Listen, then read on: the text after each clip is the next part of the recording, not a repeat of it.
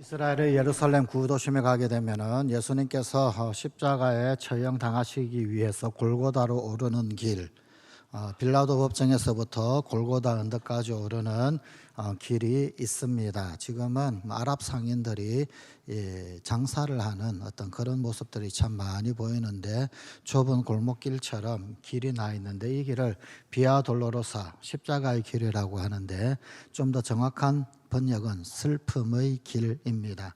이 비아 돌로로사 첫 출발 시작하는 그 길에 보게 되면은 첫 출발쯤에 보면은 아치가 하나 있습니다. 이 아치를 에케호모 아치라고 합니다. 이 에케호모 아치가 원래는 문이었습니다. 지금 바라보이는 사진에 보면 오른쪽 편 CCTV 카메라가 있는 저쪽에는 지금 현재는 에케호모 수도원이 있고요. 뒤쪽에서 보게 되면 좀 더 이게 오래된 것을 알 수 있습니다. 뒤쪽 벽면에 보면 정말 오래되었구나 라고 하는 것을 알 수 있는 돌 모양이 그대로 드러나 있는 모습입니다. 원래는 이런 모습이 아니고 사실은 가운데 문 그리고 양쪽으로 조금 더 작은 세 개의 문으로 되어져 있습니다.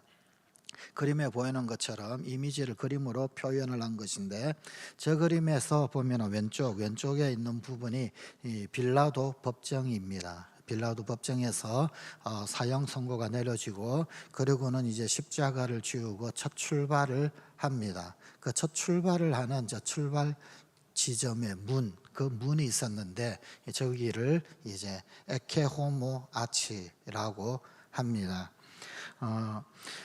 원래 이 에케호모라고 하는 말, 라틴어로는 무슨 뜻이냐면 이 사람을 보라라고 하는 뜻의 말입니다. 이 말은 가시관 쓰고 붉은 자색 옷을 입혀놓고, 그리고는 십자가를 지워서 골고다를 향하는 그 길을 첫 출발할 때 이 예수님을 무리들 앞에 세워놓고 빌라도가 했던 말입니다. 요한복음 19장 5절입니다. 이에 예수께서 가시관을 쓰고 자색 옷을 입고 나오시니 빌라도가 그들에게 말하되 보라 이 사람이로다 하매, 바로 여기에서 보라 이 사람이로다 라고 하는 문구가 라틴어로 에케호모입니다. 억울하게 고난을 받으시면서도 단 한마디 불평 없이 십자가의 길을 묵묵히 오르시는 예수님, 이 예수님의 정체에 대하여서 빌라도는 상당히 의아해했을 것입니다. 도대체 이 사람 정체가 뭔가? 그리고는 무리들 앞에, 유대 백성들 앞에 내어놓고는 이 사람을 보라 에케호모라고 이야기를 했던 것입니다. 기적을 행하시고 심지어 바리새인 혹은 아니면 서기관, 백성의 지도자들이 꼼짝할 수 없는 기가 막힌 교훈을 베푸셨던 예수님. 그런데 그 예수님이 사형 선고를 받고, 그리고는 이제 십자가를 지기 위하여 골고다 언덕길을 오른다. 백성들은 이것도 이해가 되지 않았습니다. 그 기적과 능력을 행하셨던 예수님, 엄청난 교훈을 베푸셨던 그분, 그런데 무력하게 십자가 사형 선고를 당하여 이제 채찍질 당하고, 그리고 온몸이 피투성이가 된 채로 십자가를 지고 언덕길을 오른다. 도대체 이 사람 어떤 사람인가? 사람들도 에케호모, 이 사람을 보라, 군중들도 외칩니다. 오늘 우리에게 주신 하나님의 말씀인 이사야서, 이 이사야서의 말씀에는 여호와의 종에 대한 노래가 4편이 나옵니다. 시의 형식으로 기록된 노래입니다. 그런데 이 여호와의 종에 대한 노래는 전부 다 그 주제가 고난입니다. 그래서 이 4편의 노래를 고난받는 종의 노래, 주제와 제목을 합쳐서 고난받는 종의 노래, 조금 더 자세하게는 고난받는 하나님의 종의 노래라고 그렇게 부르기도 합니다. 그 4편은 첫 번째 노래가 이사야서 42장 1절부터 9절까지에 있습니다. 그리고 두 번째 노래는 49장 1절에서 7절, 그리고 세 번째 노래가 50장 4절에서 11절입니다. 네 번째 노래가 52장부터 시작이 되는데, 오늘 우리에게 주신 하나님의 말씀은 이 이사야서에 나오는 고난받는 하나님의 종의 노래의 4번째에 있는 그 4번째 노래 가운데서도 가장 클라이막스에 해당되어지는 부분입니다. 4번째 노래는 사실 52장 13절부터 시작되고, 그리고 53장 전체가 이 4번째 노래입니다. 자, 그 4개의 노래, 그 4개의 노래 가운데서 첫 번째 노래는 보라라고 하는 단어로 시작을 합니다. 이사야서 42장 1절입니다. 내가 붙드는 나의 종, 내 마음에 기뻐하는 자 곧 내가 택한 사람을 보라. 내가 나의 영을 그에게 주었은즉 그가 이방의 정의를 베풀리라. 보라라고 하는 말 역시 에케호모입니다. 또 52장 13절 14절 네 번째 노래의 시작 부분 역시 보라라고 시작을 합니다. 그래서 보라, 내 종이 형통하리니 밭대로 높이 들려서 지극히 존귀하게 되리라.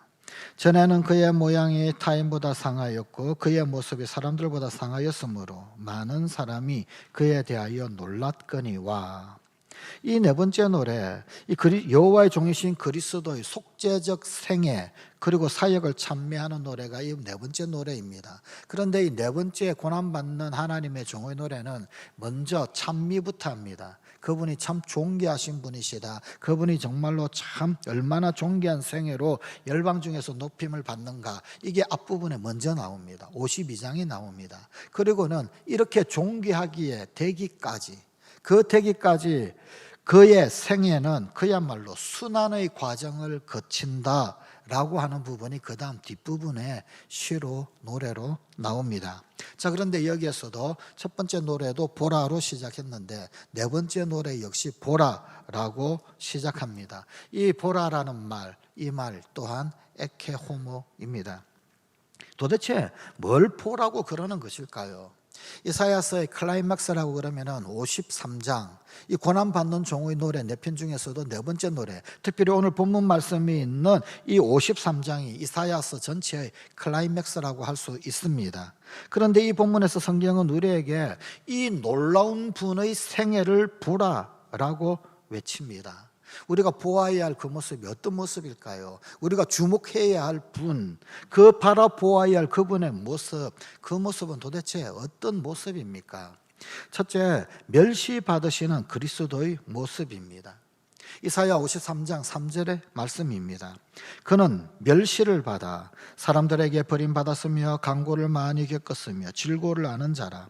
마치 사람들이 그에게서 얼굴을 가리는 것 같이 멸시를 당하였고 우리도 그를 귀히 여기지 아니하였도다. 이 말씀 가운데서 반복되는 단어가 있습니다. 멸시라고 하는 단어입니다. 예수님은 이 땅 가운데 메시아로 오셨습니다. 그럼에도 불구하고 귀히 여김을 받지 아니하고 오히려 사람들에게 멸시를 당하였더라라는 예언입니다. 사람들이 그에게서 얼굴을 가리는 것 같이, 여기 얼굴을 가린다라고 하는 표현 부정적 표현입니다. 유대 문화권 가운데서 얼굴을 가린다라고 하는 것, 이것은 차마 보지 말아야 할 것, 그것을 마주대하게 되었을 때 그때 얼굴을 가리게 만들었습니다. 그래서 이 얼굴을 가린다라고 하는 것은 부정하다라고 하는 의미가 있습니다. 레위기 13장 45절입니다. 나병 환자는 옷을 찢고 머리를 풀며 윗입술을 가리고 외치기를 부정하다 할 것이요. 여러 부정한 사람들이 있는데 그 중에 나병 환자도 부정한 사람의 부류에 속합니다. 그런데 이 부정한 사람을 마주치게 되면 마주친 사람 역시 마찬가지로 부정하게 됩니다. 이 부정하게 되면 성전에 가서 제사를 지낼 수 없게 됩니다. 그래서 이런 일들이 일어나지 않도록 하기 위하여서 혹 나병 환자가 나가다가 저 반대편에서 사람이 온다 그러면 자신의 얼굴을 가리고는 자신의 처지가 부정하다고 부정하다 크게 외쳐야 합니다. 그러면 저 상대방은 부정한 사람이구나. 그리고는 귀를 돌았습니다. 마주치지 않습니다.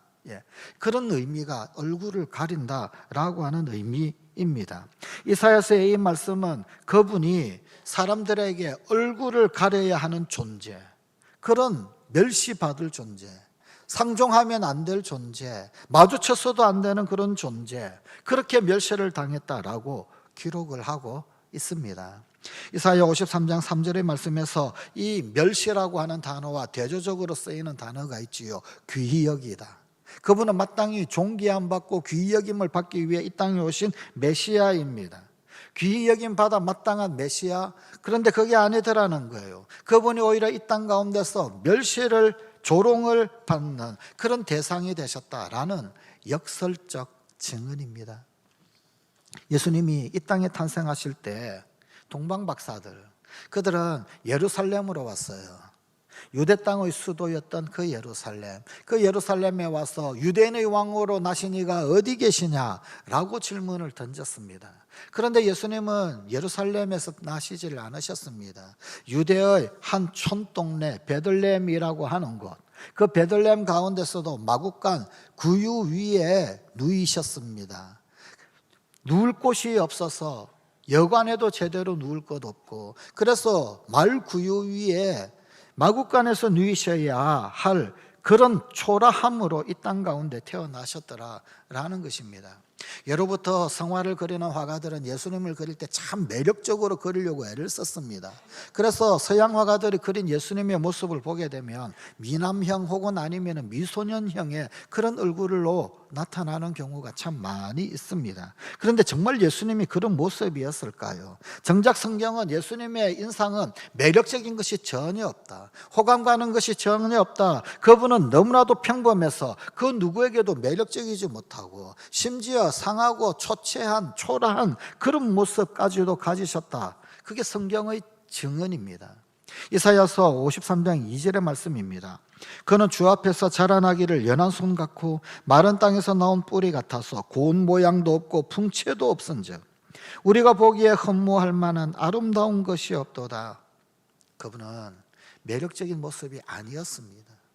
그래서인지 겉모습만 보는 우리들, 외모만 중시하는 우리 인간은 아직도 예수님을 알아보지 못하고 있습니다. 그래서 멸시합니다.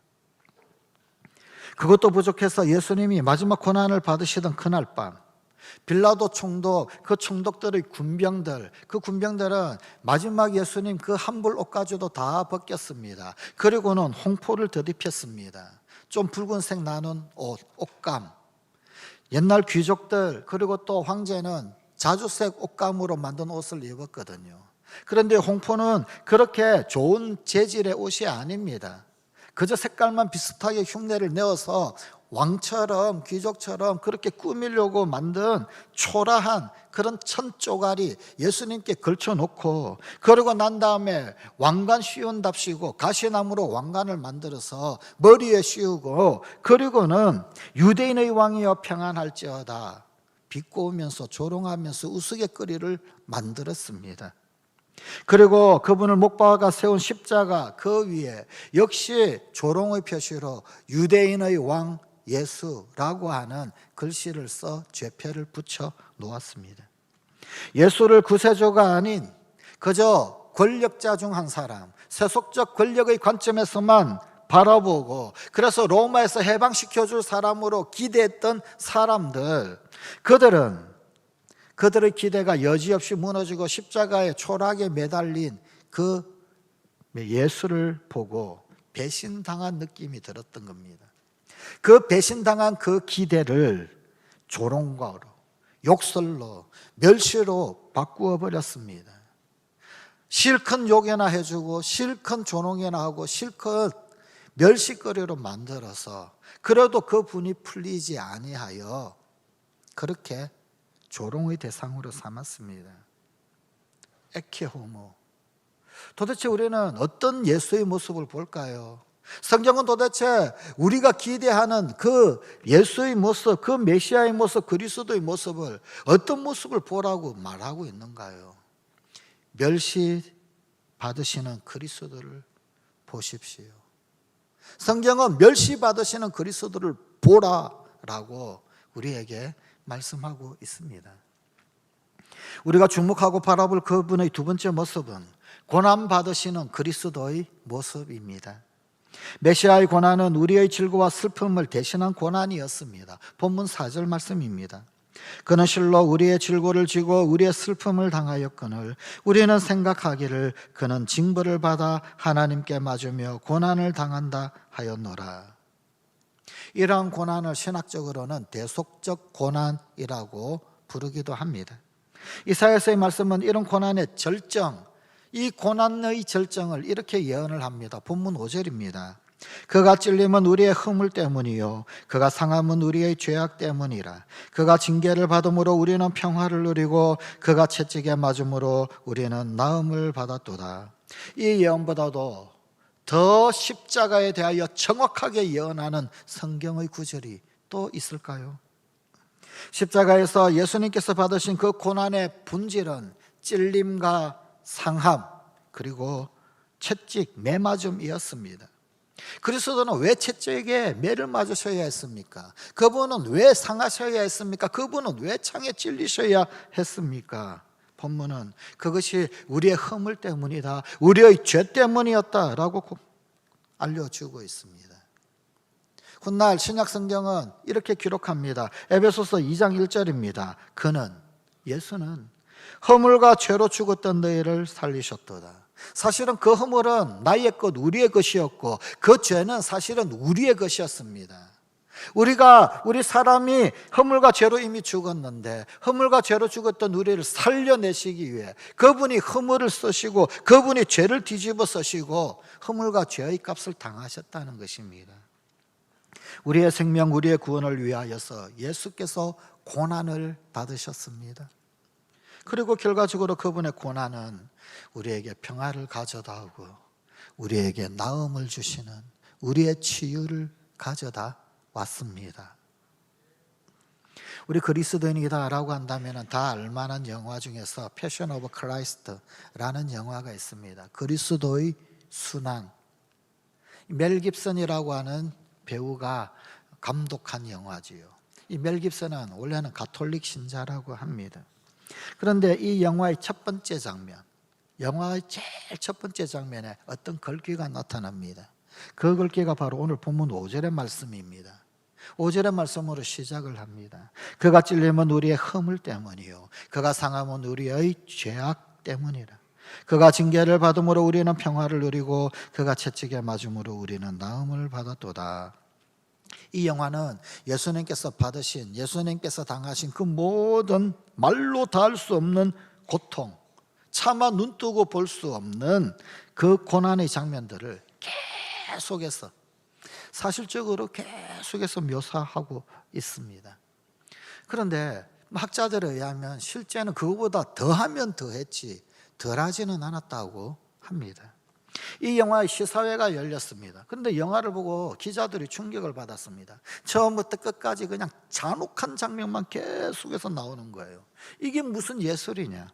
어떤 기자가 멜 깁슨에게 물었습니다. 아니 이렇게 잔인한 장면들만 계속해서 나오는데 이것을 가지고 어떻게 예술이라고 말할 수 있겠습니까? 그때 이 멜 깁슨이 이렇게 대답했다고 합니다. 그렇습니다.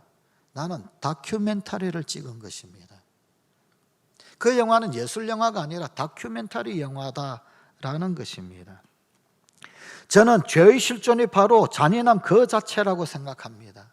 그러면서 그 처음부터 끝까지 흐르는 그 잔혹함 속에 우리 인간 죄의 실존이 고스란히 다 드러나 있더라, 그렇게 생각한다는 것입니다.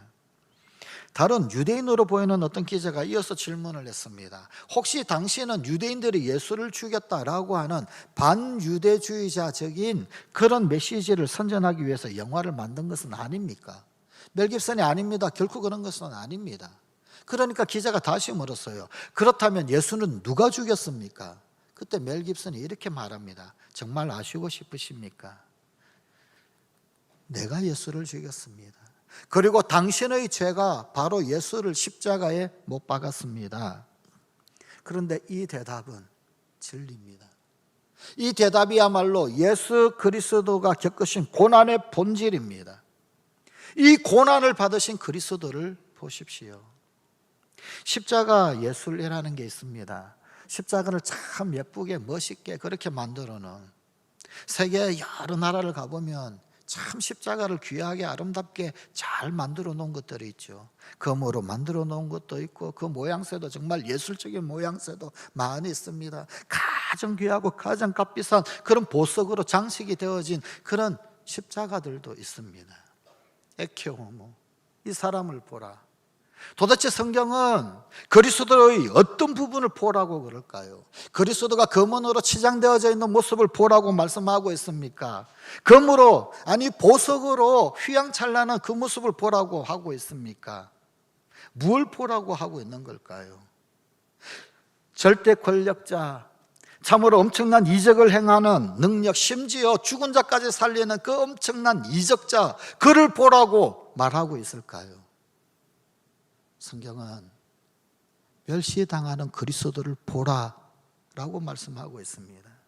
고난받는 그리스도를 보라, 그렇게 말씀하고 있습니다. 이 고난받으시는 그리스도를 보십시오. 우리 눈에는 참 보이는 것이 많이 있습니다. 오늘날 우리는 가히 보는 시대를 살아간다라고 말할 수 있을 겁니다. 손 위에서도 보고 길거리에 가다가도 보고 보이지 않는 것이 없는 그런 세상을 살아가고 있습니다. 집에서도 보고 학교에서도 보고 직장에서도 보고 보는 것들이 얼마나 많은지, 우리의 시선을 끄집어 당기는 것들이 얼마나 많은지, 우리의 시선을 유혹하는 것이 얼마나 많은지, 세상에 정말 보기에 기가 막힌 것들이 많이 있습니다. 이 수많은 보이는 것들 가운데서 에케호모, 이 사람을 보라. 도대체 뭘 보라고 그러는 걸까요? 볼 걸 봐야 한단 말입니다. 성경은 제대로 보라라고 말씀하고 있습니다. 우리가 보아야 할 그분의 모습, 셋째는 존귀하게 되실 그리스도의 모습입니다. 메시아이신 그분이 이 땅에서 받으신 멸시와 고난에도 불구하고 그분의 생애는 존귀합니다. 이사야서 52장 13절입니다. 보라, 내 종이 형통하리니 밭대로 높이 들려서 지극히 존귀하게 되리라. 그분이 높이 들린다. 십자가에 들렸는데, 그런데 결국은 그분이 존귀하게 되더라는 것입니다. 이 말씀은 고난의 시간을 지나서 그분이 마침내 존귀하게 되셨음을 증언하고 있습니다. 이것은 이사야서 53장 10절에서도 증언되고 있습니다. 그의 영혼을 속건제물로 드리기에 이르면 그가 씨를 보게 되며 그의 날은 길 것이요 또 그의 손으로 여호와께서 기뻐하시는 뜻을 성취하리로다. 그분이 십자가에 달리셨을 때 그분의 후손들, 많은 후손들을 열매로 얻게 되어질 것이고 하나님의 기뻐하시는 일이 성취될 것이다 라는 예언입니다. 그리고 이사야서 53장 12절은 그러므로 내가 그에게 존귀한 자와 함께 몫을 받게 하며 라고 말씀하고 있습니다. 그분 생애의 마지막은 존귀함이다 증언하고 있습니다. 그리고 이 예언의 성취를 가장 드라마틱하게 보여주는 신약 성경의 말씀이 빌립보서 2장 8절 9절의 말씀입니다. 사람의 모양으로 나타나사 자기를 낮추시고 죽기까지 복종하셨으니 곧 십자가에 죽으심이라. 이러므로 하나님이 그를 지극히 높여 모든 이름 위에 뛰어난 이름을 주사 8절의 낮추시고 그리고 9절의 지극히 높여가 대조적으로 나타납니다.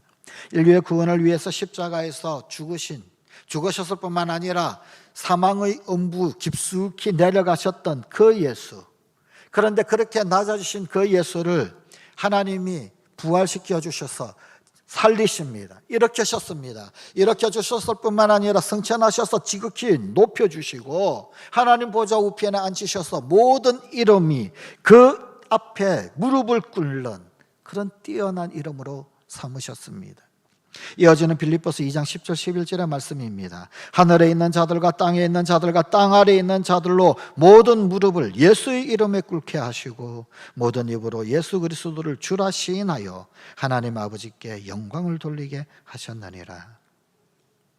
이 존귀함을 마침내 받으실 예수 그리스도를 보십시오. 이 사람을 보십시오. 에케호모, 멸시와 고난을 받으셨으나 마침내 부활하시고 승천하셔서 존귀하게 되신 예수를 보십시오. 아니, 보셔야만 합니다. 보여져야만 합니다. 이 땅에서 34년 동안 그림을 그렸던 화가가 있습니다. 짧다면 짧죠. 이탈리아 화가인데 34살을 살면서 성화를 많이 그렸습니다. 도미니코 페티라고 하는 이탈리아 화가가 있습니다. 그런데 그가 남겼던 그림 중에서 굉장히 유명한 그림 하나가 있습니다. 에케호모라고 하는 저 그림입니다. 그림의 하단에 붉은색 천에 글씨가 쓰여져 있어요. 라틴어로 되어져 있는 글씨입니다. 그 글씨 이런 내용입니다. 에고 프로테크 파수숨 투 베로 퀴드 피키스테 프로메. 무슨 뜻이냐? 이런 뜻입니다. 나는 너를 위해 목숨을 버렸건만 너는 나를 위해 무엇을 하고 있느냐? 이 화가가 세상을 떠나고 난 다음에 대략 100년 정도 지나고 난 다음 1719년 5월의 어느 날이었습니다. 독일의 뒤셀도르프에 이 그림이 걸려져 있었는데 19세 난 독일 귀족 출신의 청년 하나, 청년이라고 해야 할까요? 청소년이라 해야 할까요? 어떤 귀족의 아들이 이 그림을 유심히 보고 있었습니다. 그리고 그 밑에 쓰여 있는 이 라틴어 글귀를 계속해서 보고 있었습니다. 그리고는 그 라틴어의 에케호모 질문에 대하여 이 청년은 이런 답을 합니다. 오랫동안 당신을 사랑했지만 당신을 위해 어떤 것도 행하지 못했습니다. 지금부터 저는 당신이 이끄시는 어떤 것이라도 행하도록 하겠습니다. 그리고는 그는 자기의 세속적 모든 특권을 내려놓습니다. 귀족 신분도 내려놓습니다. 심지어 귀족의 재산까지도 다 정리를 합니다. 그러면서 가난한 자들을 돕고 어떤 한 공동체를 만듭니다. 그리고 그리스도를 따르면서 당시 유럽을 복음으로 변화시키는 경건주의 운동의 지도자가 됩니다. 이 사람이 바로 독일 경건주의 운동의 첫 창시자인 진젠돌프 백작입니다. 이 진젠돌프 백작으로부터 시작해서 독일 경건주의 운동이 일어나고 그 유명한 모라비안 교도들이 생기게 됩니다. 그로부터 또다시 여러 세대가 지납니다. 1858년이었습니다. 영국의 시인이었고 또한 찬송가 가사를 작시하는 프란시스 하버갈이라는 여인, 독일에서 유학을 했어요. 유학 중에서 친구를 따라서 뒤셀도르프를 갑니다. 여기에서 운명적으로 또다시 이 에케호모 그림을 보게 되었습니다. 하버갈 역시 그 그림과 그리고 그 그림 아래 쓰여져 있었던 문구, 그 문구에 큰 감동을 받았습니다. 하버갈은 즉시 노트를 꺼내었고 그 그림 아래 쓰여져 있었던 문구를 그대로 옮겨 적었습니다. 낚시처럼 적어 놓았던 그 메모, 그런데 그만 잊어버렸습니다. 난로에다가 태우려고 던졌는데 다행스럽게도 타기 직전에 생각이 났어요. 에케호모를 보고 기록한 것이 있었는데 그걸 생각나서 아버지에게 꺼내어서 보여주었습니다. 그 아버지가 이 시가 너무 좋구나, 찬송가 한번 찬송시로 만들어 보라 권유를 했습니다. 그렇게 해서 탄생하게 된 찬송가가 311장 내 너를 위하여 라는 찬송입니다. 내 너를 위하여 몸버려 피 흘려 내 죄를 위하여 살 길을 주었다. 널 위해 몸을 주건만 너 무엇 주느냐? 널 위해 몸을 주건만 너 무엇 주느냐? 성관가족 여러분, 이제 내일부터 고난주간이 시작이 됩니다. 이 한 주간 에케호모, 이 사람을 보십시오. 나를 위해 멸시받으시는 그리스도를 보십시오. 우리를 위해 고난받으시는 그리스도를 보십시오. 마침내 존귀하게 되실 그리스도를 보십시오. 보시되 잘 보는 성관가족이 되십시다. 도대체 무엇을 보시겠습니까? 우리의 시선을 유혹하는 것이 얼마나 많이 있나요? 여기저기서 끊임없이 보라 아우성쳐대는 그 유혹의 손짓들이 얼마나 많이 있습니까? 이 한 주간 이 사람을 보십시오. 이 한 주간 멸시당하신 그리스도를 보십시오. 고난당하신 그리스도를 보십시오. 마침내 영광의 왕으로 존귀하게 되실 그분을 보십시오. 보셔야 합니다. 눈이 열려야 합니다. 반드시 보아야만 합니다. 그리고 그분, 나를 위해, 우리를 위해 멸시받으시고 고난받으신 그리스도, 그분이 부활하시고 마침내 영광 중에 다시 오실 그 그리스도, 그 존귀하신 그분 앞에서 우리는 우리의 삶을 결산할 때가 반드시 올 것입니다. 그때 그 영광의 마지막 날에 주님을 위하여서 무엇을 했다고 보고하시겠습니까? 진젠돌프는 내가 한 것이 아무것도 없다라고 스스로 답을 하고는 그리스도 앞에 결단을 했습니다. 그렇다면 우리는 에케호모 앞에서 무엇이라 답을 하시겠습니까? 에케호모의 그 물음에 대하여 어떤 응답을 써가는 인생이 되시겠습니까? 기도하십시다. 아버지 하나님, 나 좀 보아달라고 끊임없이 유혹의 손짓을 펼치는 이 세대에 정말 보아야 할 것을 보게 하여 주시옵소서. 나를 위하여 의뢰를 위하여 멸시받으시고 고난받으신 그리스도, 그러나 부활하시고 마침내 영광 중에 다시 오실 그리스도, 그분이 똑똑히 보여지게 하시고 보아 알게 하여 주시옵소서. 그리고 그 에케호모의 질문에 바른 응답을 써가는 인생 되는 우리 성관 가족들이 되게 하여 주시옵소서. 예수님 이름으로 기도드리옵나이다. 아멘.